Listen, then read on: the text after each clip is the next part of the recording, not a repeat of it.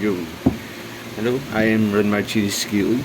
I am from the Bachelor of Science in Computer Science, B 2021. I am currently a fourth year student.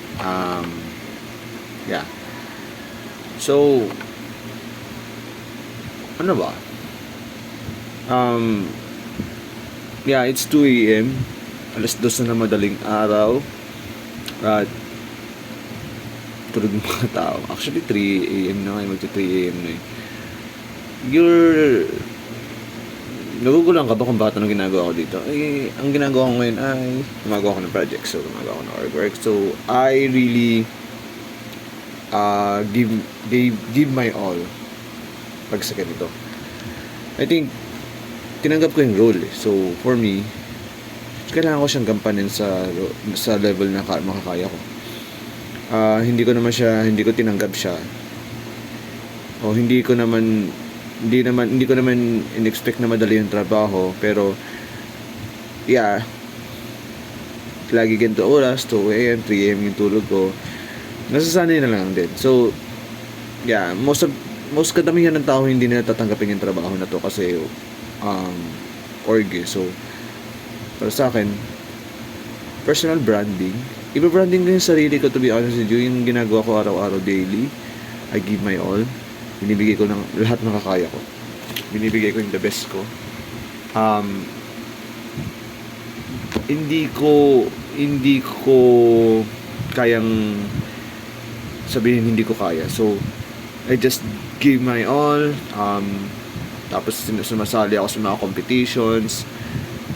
Sali ka lang ng sali. Yun. Or kagaya sa akin, I became a student director of CICT. Sumali ako sa APCON. APCON isa sa mga malaking competition dito sa Pilipinas ngayon through mobile competition. Sumali din ako sa IT Olympics, sa mobile productivity. So, doon pa lang, enjoy mo, saliin mo lahat. Sabi nga ng mga professor natin at mga kapwa students ko na sumali sa kinto, sali lang kayo. Wala naman limitasyon. Yun ang para sa akin, I think masishare ko sa career ko is I always join things that is out of my league. Sa tingin ko parang hindi pasok sa akin or like ganun. Pero hindi naman ako umaasa manalo lagi, kundi inaasa parang andon lang yung achievements ba nakukuha ko na okay, kagaya last year sumali ako cybersecurity and I got 4th place. So doon pa lang achievement na yun sa akin kasi hindi ako masyadong cybersecurity na guy. But nakapasok ako within top 4 kami nila Randall at Blizzard. So big achievement yun. Hindi lang naman yun naging director ako kasi pinili ako ng tao. Kasi ginusto ko rin. Sana yun. Kasi gusto kong ayusin yung ikot ng CICT noon. Madami akong plano, madami akong gusto. So, I think doon pa lang malaking achievement na nagawa ko. As a fourth year student, I advise you really to join orgs to really explore everything. Wag kayong magpapababa sa mga taong isip nyo na sinabihan lang kayo, ay wag, corny or ganun. Wag.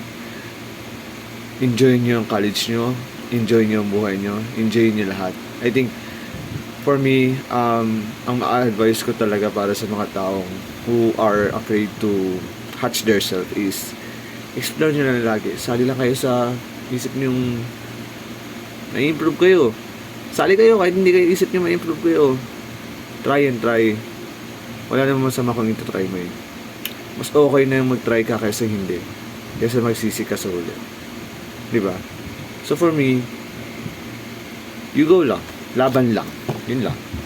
It's 3 a.m. Madami pa akong gagawin at sana madami kayo natutunan sa akin. I know this was just a short video, pero sa mga susunod kong videos, kwento ko naman kung bakit ganito ngayon yung nangyayari. Bakit barang 2 a.m. lagi 3 a.m.